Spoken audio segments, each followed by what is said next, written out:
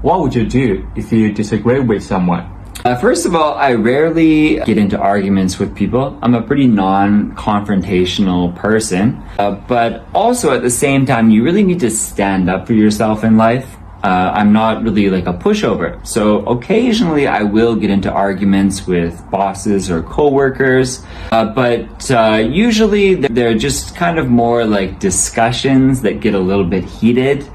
But, if I do get into an argument with someone, maybe we'll talk for a while, but I'll know that we might just have to say, okay, for now, let's just not talk about this. Let's go to different places and just cool off, chill out a little bit.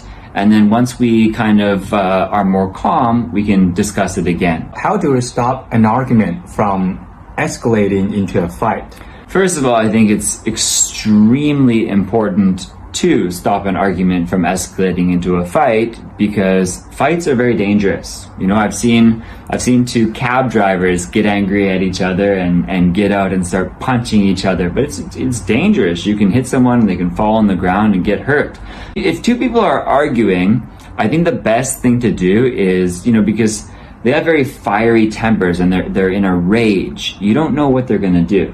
The best thing to do is get people to separate them and just let them cool off for a little while. Just take 5 minutes, take 10 minutes to just not let your emotions get the better of you.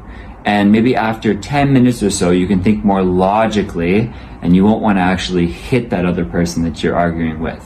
So take some time off, chill out a little bit, calm down, think rationally, and everything will be okay. Who do you think should teach children to respect their teacher? Well, I think parents have the obligation to teach their children all kinds of things, including respecting not just teachers, but everything, from nature to animals to their peers to teachers. I think a parent needs to be a role model. If a kid sees that their parent from a young age doesn't respect other people, then it's gonna be passed down to them. So parents need to be good role models and set an example for their kids by showing respect for everyone. So I think not just parents, but society in general has this obligation to teach children things. And respect is really one of the most important values that we have. And, if you learn to respect from a young age, then you'll have a much better life because it's just an essential quality. What disagreements do parents and children usually have? Well, I can think of two right off the bat. I think one is school. Kids have a lot of pressure, and sometimes parents put like an unrealistic amount of expectations on their kids. So kids will often get into arguments with parents about how much time they're going to spend doing homework, whether they get to have fun on the weekend or if they have to constantly be doing homework and taking extra classes. This creates a lot of tension between parents and kids.